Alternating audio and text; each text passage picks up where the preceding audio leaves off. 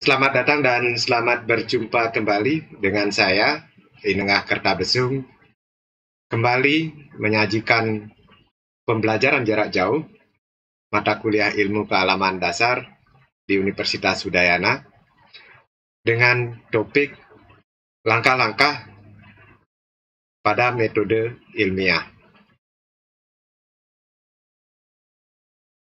Nah, pada materi sebelumnya sudah dijelaskan bahwa pengetahuan itu dasar dari perkembangan ilmu pengetahuan. Setiap manusia punya naluri ingin tahu. Nah, setelah ingin tahu, maka akan muncullah pengetahuan. Nah, pengetahuan itu belumlah sebagai suatu ilmu, karena banyak hal yang belum bisa dikategorikan sebagai ilmu. Nah, di samping itu juga, kalaupun nanti pengetahuan kita kembangkan, ataukah kita gali lagi dengan membaca beberapa literatur, beberapa teori, maka pengetahuan itu akan menjadi suatu hipotesis. Hipotesis ini artinya dugaan sementara terhadap permasalahan yang muncul. Jadi jawaban sementara. Belum teruji. Hipotesis ini belum teruji. Masih dugaan hanya berdasarkan atas kajian-kajian pustaka. Nah, kalau dia sudah teruji, kalau sudah dilakukan penelitian, maka akan muncul teori. Teori yang merupakan hasil perkembangan dari hipotesis ini, tindak lanjut dari hipotesis ini, masih memungkinkan diuji lagi. Orang lain masih berhak untuk melakukan pengujian-pengujian yang sama. Apakah benar penelitian itu ataukah salah. Ini berbeda halnya dengan dalil atau hukum. Kalau dalil atau hukum itu sudah teruji. Sudah diuji berulang-ulang kali dan tetap diterima oleh para ahli dan diakui kebenarannya. Ini terjadi pada dalil-dalil seperti hukum Archimedes, hukum gravitasi, dan lain sebagainya. Itu dalil. Nah, setelah diuji berulang-ulang, tetap hasilnya sama. Nah, pada dasarnya, untuk mendapatkan suatu teori, maka kita harus membuktikan adanya kebenaran-kebenaran ilmiah. Langkah awal untuk mencari kebenaran ilmiah itu adalah dengan penelitian. Dengan penelitianlah kita akan tahu nanti suatu temuan-temuan yang sudah siap diuji oleh orang lain. Ataukah penelitian-penelitian ini menghasilkan suatu teori-teori baru yang muncul walaupun masih bisa diuji oleh orang lain. Nah, dalam hal penelitian ini, ada beberapa kaidah-kaidah ilmiah yang harus diikuti. Jadi, model penelitian-penelitian ini bukanlah berdasarkan atas hayalan, bukanlah atas semedi, bukanlah atas coba-coba, ataukah pergi ke dukun untuk minta pendapat dukun, ataukah berdasarkan atas mimpi. Nah, cara-cara seperti ini itu bukanlah kaidah-kaidah ilmiah. Kaidah-kaidah ilmiah itu harus terstruktur. Jadi dengan hayalan, kemudian coba-coba, semedi, pergi ke dukun, ataukah dengan bermimpi, ya tentu itu bukan merupakan cara-cara ilmiah. Nah, tetapi coba-coba juga bisa dikategorikan sebagai kaidah ilmiah jika dia lakukan secara terstruktur. Nah, di samping itu, kaidah ilmiah juga bisa dilakukan dengan menganalisis data-data yang ada, ataukah mengkaji pustaka-pustaka yang ada, ataukah melakukan pengamatan-pengamatan secara ilmiah.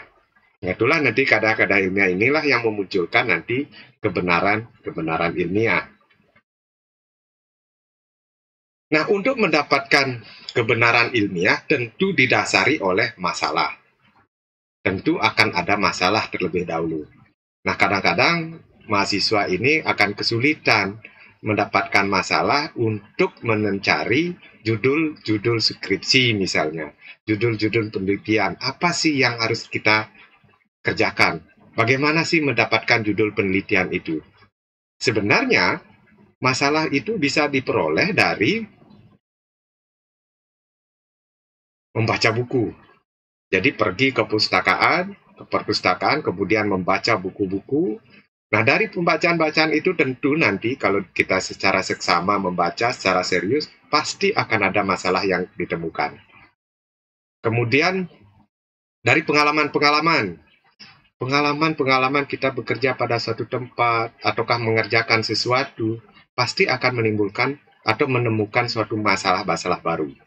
Nah, masalah-masalah inilah bisa nanti kita lanjutkan sebagai suatu bahan untuk penelitian. Ataukah juga dengan pengamatan-pengamatan. Kadang-kadang, kepekaan orang melakukan pengamatan itu sangat menentukan. Sangat menentukan untuk mendapatkan masalah. Jadi ini faktor kebiasaan sangat penting sekali. Kalau orang sudah terbiasa dengan penelitian, maka dia akan sangat peka baik dengan pengalamannya, baik dengan pengamatannya, baik dengan pergi ke perpustakaan. Dia akan dengan cepat menemukan masalah-masalah yang akan perlu diteliti. Kemudian juga kita menemukan masalah-masalah pada saat-saat seminar, ataukah pada saat diskusi-diskusi dengan para ahli. Tentu pada saat-saat seminar ini akan banyak sekali kita dapatkan masalah terutama mengkaji hasil-hasil penelitian pada saat seminar tersebut. Pasti akan muncul nanti masalah-masalah baru yang didapatkan. Nah, kemudian juga masalah juga kadang-kadang kita dapatkan dari pernyataan pemegang otoritas. Misalnya kebijakan pemerintah. Pemerintah menerapkan suatu aturan tertentu, maka akan timbul gejolak. Nah, gejolak itulah masalah. Nah, itulah bisa diangkat nanti sebagai topik penelitian. Misalnya dalam hal ini, misalnya pada kasus COVID, orang harus lockdown. Nah, masyarakat resah. Nah, dengan keresahan masyarakat itu juga bisa menjadi topik suatu penelitian. Nah, itulah pemegang otoritas yang akan menimbulkan masalah-masalah baru. Nah, untuk menyelesaikan masalah-masalah itu, maka kita harus melakukan penelitian. Nah, dalam hal penelitian ini, tentu nanti kita akan menanyakan siapa yang akan diteliti, apa yang diteliti, mengapa penelitian, mengapa dilakukan penelitian, dan lain sebagainya. Banyak hal pertanyaan-pertanyaan yang muncul. Dengan demikian, di sanalah nanti masalahnya itu akan ketemu. Kemudian, kalau siapa? Tentu nanti kalau kita berhubungan dengan orang, maka siapanya itu adalah orang. Jadi, dalam hal ini, apakah semua orang, ataukah sebagian orang, ataukah segelintir orang? Nah, kalau demikian halnya, maka kita akan berhubungan dengan populasi. Populasi itu adalah seluruh elemen, ataukah unsur, ataukah objek, ataukah orang yang mempunyai paling tidak satu karakteristik yang sama. Nah, misalnya kita mau melakukan penelitian terhadap dialek orang Bali, kemudian orang Jawa, ataukah orang Sunda, orang Papua, dialek bahasa Indonesia, apakah sama? Nah, kalau kita ingin melakukan penelitian seperti itu, tentu kita harus melihat nanti siapa yang akan disasar. Apakah seluruh masyarakat yang ada di Bali? Apakah sebagian? Ataukah semuanya? Ataukah mungkin segelintir? Nah, itulah kalau semua dari objek itu, misalnya seluruh masyarakat di Bali kita lakukan, maka itu namanya populasi. Jadi semua yang kita amati itu namanya populasi. Tapi kalau kita tidak mampu melakukan semuanya, hanya sebagian mungkin, maka namanya sampel. Jadi sampel itu merupakan bagian dari populasi yang bisa mewakili populasi itu. Jadi tidak sembarang sampel. Jadi sampel itu digunakan biasanya karena adanya keterbatasan. Jadi keterbatasan dalam hal biaya mungkin, keterbatasan dalam hal waktu, keterbatasan dalam hal pengetahuan, ataukah alat yang tersedia, maka kita berlakukan sampel. Nah, jadi sampel ini dengan cara-cara tertentu kita tentukan, nanti hasil yang didapat dari sampel itu harus sesuai dengan karakteristik dari populasi. Jadi tidak boleh sembarang kita menentukan sampelnya. Ada cara-cara tertentu. Nah, itu karena keterbatasan-keterbatasan. Karena kita tidak mungkin kalau tadi contohnya itu adalah contoh misalnya penelitiannya dialek berbahasa Indonesia pada orang Bali, Jawa, dan Papua, tentu kita tidak mungkin melakukan survei terhadap semua orang Bali, semua orang Jawa, ataukah semua orang Papua. Maka kita ambillah beberapa sebagai sampel. Kalau semua kita lakukan, tentu nanti penelitian itu akan bertahun-tahun tidak akan tuntas. Maka perlu dilakukan sampel. Nah, dari sampel yang kita amati ini, harus karakteristiknya sama dengan populasi yang ada. Sehingga hasil penelitian itu bisa mewakili populasi. Kemudian langkah-langkah apa yang diperlukan dalam metode ilmiah? Ini ada 4 langkah dalam metode ilmiah. Yang pertama, langkah-langkah yang umum sekali itu ada 4. Yang pertama itu adalah perumusan masalah. Harus ada masalah. Kalau tidak ada masalah, untuk apa penelitian? Pasti ada masalah, sehingga perlu diteliti. Nah, objek yang diteliti dengan batasan yang jelas dan dapat diidentifikasi. Harus jelas apa yang nanti diteliti, objeknya apa, batasan-batasannya apa, itu harus jelas. Inilah yang pertama. Kemudian langkah yang kedua, menyusun hipotesis. Hipotesis itu adalah jawaban sementara terhadap masalah itu. Nah, biasanya dalam masalah itu dalam bentuk bertanya, misalnya seperti contoh tadi, bagaimana dialek orang Bali, atau bagaimana perbedaan dialek orang Bali, orang Jawa, dan Papua. Nah, kemudian kita cari penelitian-penelitian sebelumnya, ataukah pustaka-pustaka sebelumnya, untuk menjawab masalah itu. Maka setelah kita cari, kemudian kita menggubur semua buku-buku, ataukah mungkin penelitian-penelitian, ataukah teori-teori, maka didapatkanlah jawaban sementara. Nah, jawaban sementara itulah dikenal dengan hipotesis. Nah, setelah kita dapatkan jawaban sementara, maka jawaban itu harus diuji. Apakah benar jawaban itu? Apakah diterima ataukah ditolak? Maka perlulah nanti melakukan penelitian dengan mengumpulkan fakta, mengumpulkan data-data, melakukan survei, dan melakukan pengamatan, dan lain sebagainya. Untuk menjawab hipotesis ini. Ataukah untuk menjawab apakah benar hipotesis ini. Maka hipotesis itu perlu diuji. Nah, setelah hasil dari pengamatan itu didapat, maka akan didapatkanlah penarikan suatu simpulan. Nah, penarikan suatu simpulan itu berdasarkan atas analisis data untuk melihat yang diajukan dapat diterima ataukah tidak. Apakah hipotesis yang diajukan itu diterima atau ditolak. Ini 4 hal dalam langkah metode ilmiah. Ini langkah-langkah, bukan format. Nah, secara format mungkin akan berbeda.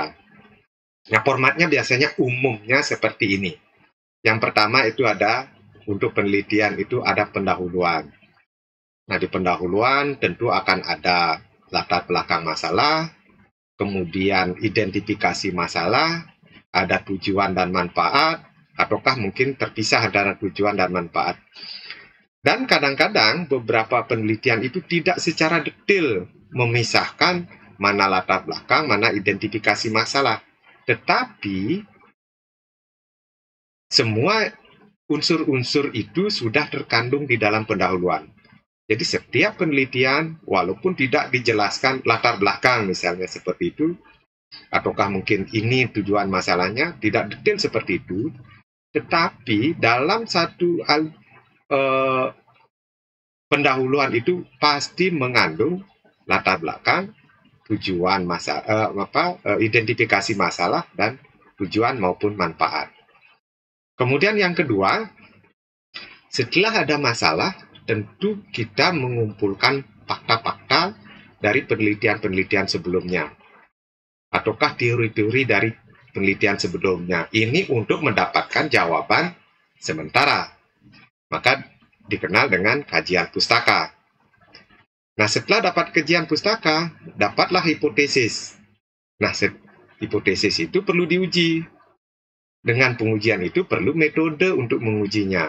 Apakah melakukan penelitian secara eksperimental, ataukah mungkin juga dengan metode secara pengamatan, survei, ataukah dengan kajian pustaka. Itu masih dibenarkan. Kemudian dilanjutkan setelah melakukan metode penelitian, ataukah melakukan penelitian, maka akan ada hasil dan pembahasan. Nah, dari hasil dan pembahasan itu, apakah sesuai dengan apa yang kita harapkan, apakah sesuai dengan jawaban sementara, atau dengan sesuai dengan hipotesis yang sudah kita tulis, maka kita munculkan di dalam suatu kesimpulan. Di kesimpulan inilah menentukan nanti apakah hipotesis sebelumnya diterima atau ditolak. Nah, kemudian dari kesimpulan ini maka akan muncul saran baru. Makanya kalau para mahasiswa kesulitan mencari judul masalah ataukah judul penelitian untuk pembuatan skripsi, baca saja skripsi ataukah penelitian orang yang sudah terbit ataukah yang sudah dipublish, maka di paling akhir itu ada saran. Di saran itulah nanti kita dapatkan masalah yang perlu kita lakukan penelitian. Bisa mengambil masalah dari sana. Nah, pendahuluan. Pendahuluan pada dasarnya mencakup 4 hal. Latar belakang masalah, identifikasi masalah, kemudian tujuan dan manfaat. Nah, kadang-kadang beberapa penulis itu tidak mencantumkan latar belakang masalah, tetapi alinea-alinea yang tercakup di dalam pendahuluan itu mencakup ini. Jadi ada masalah selalu berada dalam konteks dapat bersifat global, nasional, regional, atau institusi, dan sebagainya.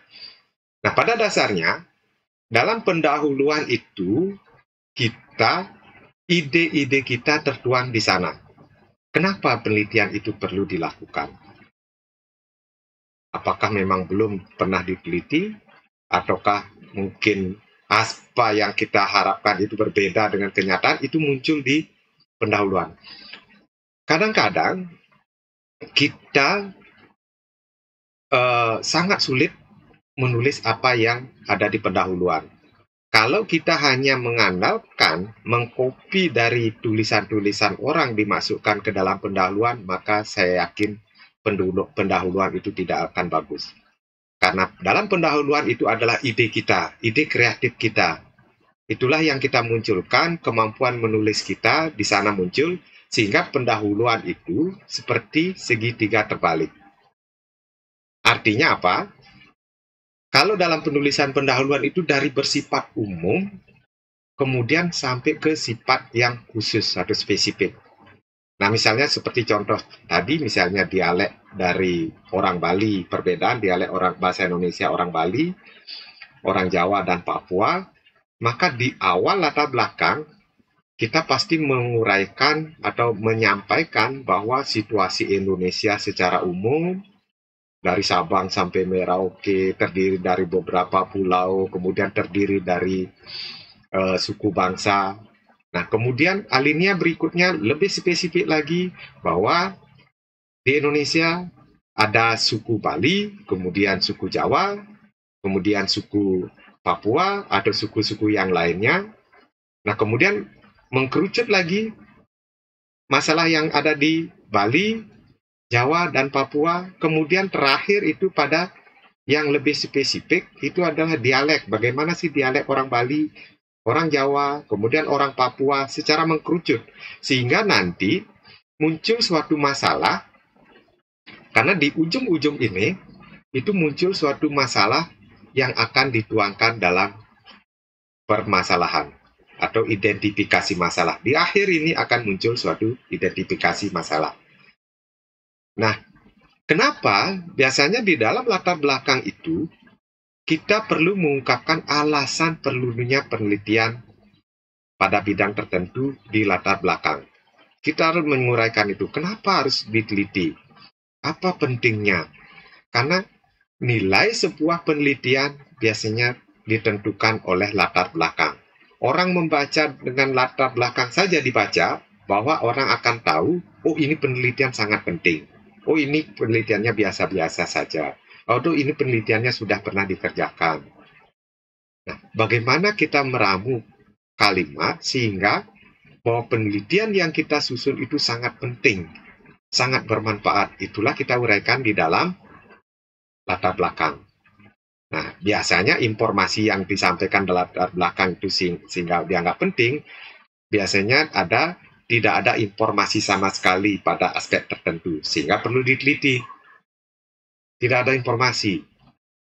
Ataukah informasinya yang disampaikan belum lengkap selama ini? Di dalam penelitian ini begini, penelitian ini begini, sehingga tidak lengkap atau bertentangan.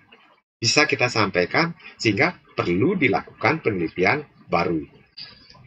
Informasi sudah banyak, tetapi belum dibuktikan kembali kebenarannya. Nah, inilah yang perlu nanti diuraikan di dalam latar belakang sehingga orang yang membaca itu menganggap, oh ini penting sekali penelitian ini. Nah, kemudian setelah kita mengkerucut, maka akan timbul permasalahan. Masalah itu adalah kesenjangan antara apa yang seharusnya dengan apa yang terjadi. Jadi, secara teori begini kok faktanya seperti ini. Nah, itu masalah.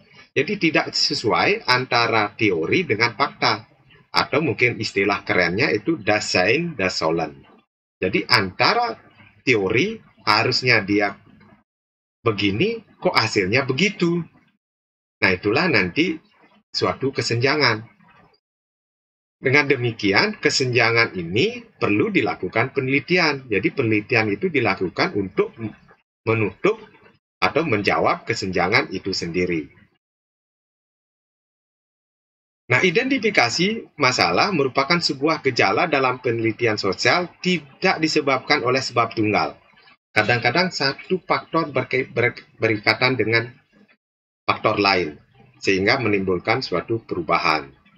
Jadi tidak disebabkan oleh sebab tunggal. Kadang-kadang bisa saling keterkaitan satu sama lain. Jadi sebab-sebab yang menimbulkan akibat pada suatu gejala diidentifikasi. Nah, inilah nanti, kalau tidak faktor tunggal, maka penyebab-penyebab itu harus kita identifikasi. Bisa nanti terkait, kalau dialek mungkin faktornya banyak. Mungkin salah satunya mungkin budayanya, mungkin kebiasaannya, ataukah mungkin daerahnya, ataukah pariwisatanya yang berpengaruh, sehingga di Bali mungkin banyak dialek memakai bahasa Inggris karena daerah wisata. Jadi tidak satu faktor, bisa banyak faktor. Nah, faktor-faktor itulah yang perlu diidentifikasi masalahnya. Nah, biasanya di dalam suatu latar belakang ada tujuan penelitian. Kadang-kadang juga tujuan digabung dengan manfaat. Atau kadang-kadang juga dipisahkan. Atau tidak ditulis.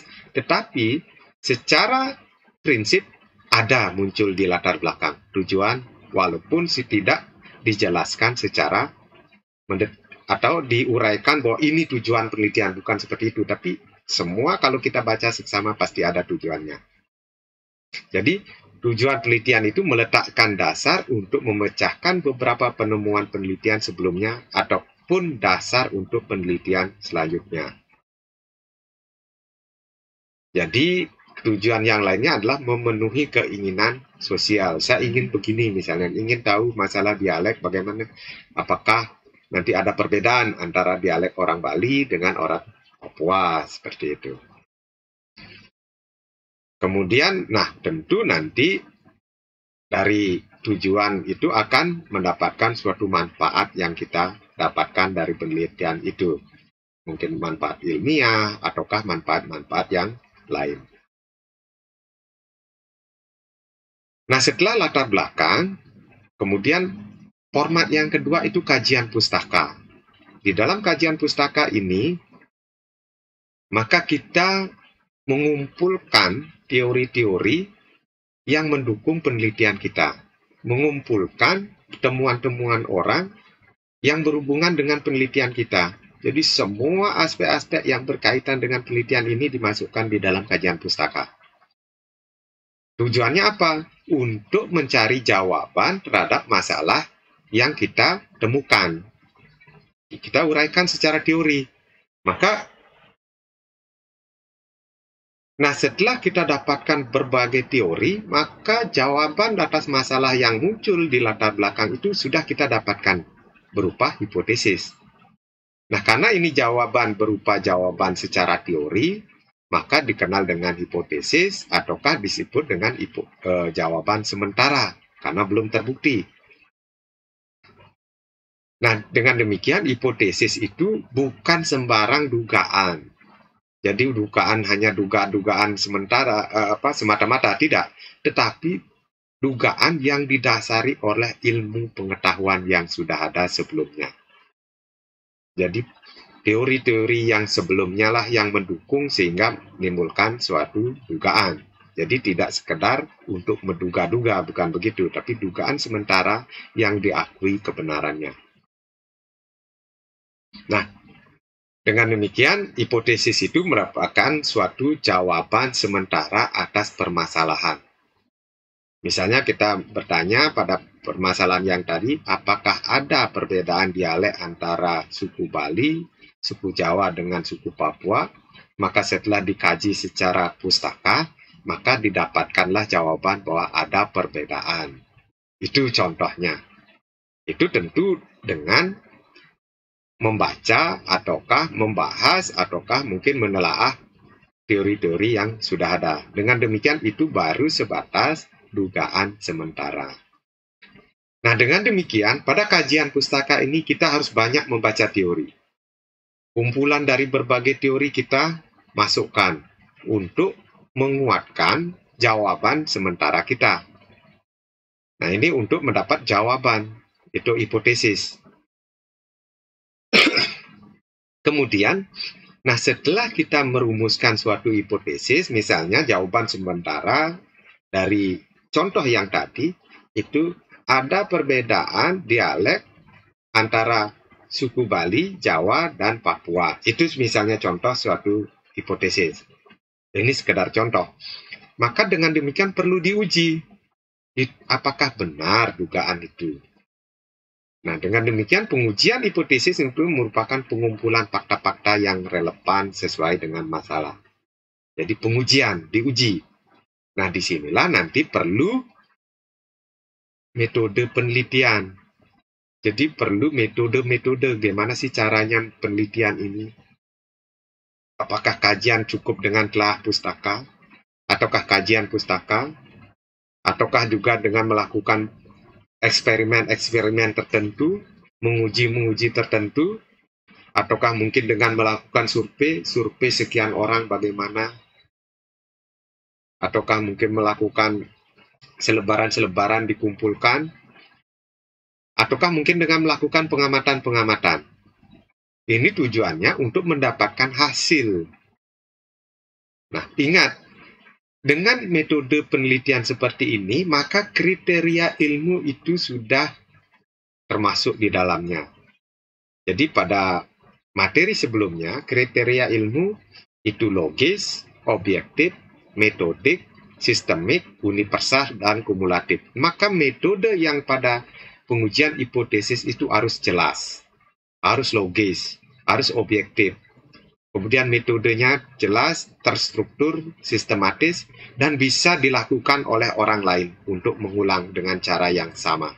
Atau kumulatif, bisa dipakai untuk menguji. Setelah dibuktikan dengan orang lain dengan cara yang sama yang seperti yang kita tulis, maka orang itu akan mendapatkan hasil yang harusnya sama. Nah, dengan demikian, setelah melakukan penelitian-penelitian, maka akan didapatkanlah suatu hasil Hasil ini tentu nanti dimuat di dalam hasil dan pembahasan. Kadang-kadang pada penelitian-penelitian, hasil dan pembahasan itu digabung menjadi satu, ataukah pada saat pembahasan secara kajian pustaka, hasilnya tidak spesifik dimunculkan dalam suatu bab tertentu, tetapi melingkup semuanya. Jadi sudah ada di sana, tapi tidak dimasukkan ke dalam bab tertentu.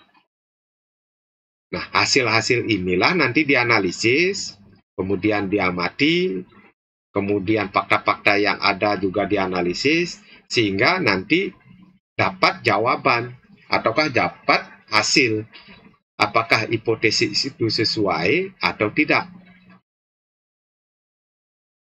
Apakah hipotesis itu sesuai atau tidak? Kalau sesuai, ya berarti hipotesis itu diterima. Kalau tidak, hipotesis tidak ditolak. Tidak masalah, dalam suatu penelitian ilmiah tidak mesti hipotesis itu diterima. Kadang-kadang memang tidak sesuai dengan fakta ataukah mungkin teori sebelumnya. Maka hipotesis itu ditolak. Itu wajar. Karena yang penting bagi kita sebagai orang ilmiah adalah tidak boleh berbohong, tidak boleh mengarang data sehingga hipotesis itu diterima. Tidak boleh. Kita harus jujur. Peneliti itu harus jujur.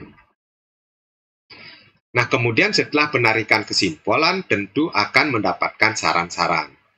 Baik saran-saran dari hasil penelitian yang sudah diperoleh, ataukah juga saran-saran untuk penelitian lanjutan. Nah, ini penelitian lanjutan inilah bisa kita tangkap sebagai suatu masalah baru. Jadi kalau mahasiswa akan sulitan mendapatkan masalah, lihat penelitian orang, lihat sarannya, nah maka di sana akan ditemukan masalah yang bisa diteliti untuk penelitian selanjutnya. Jadi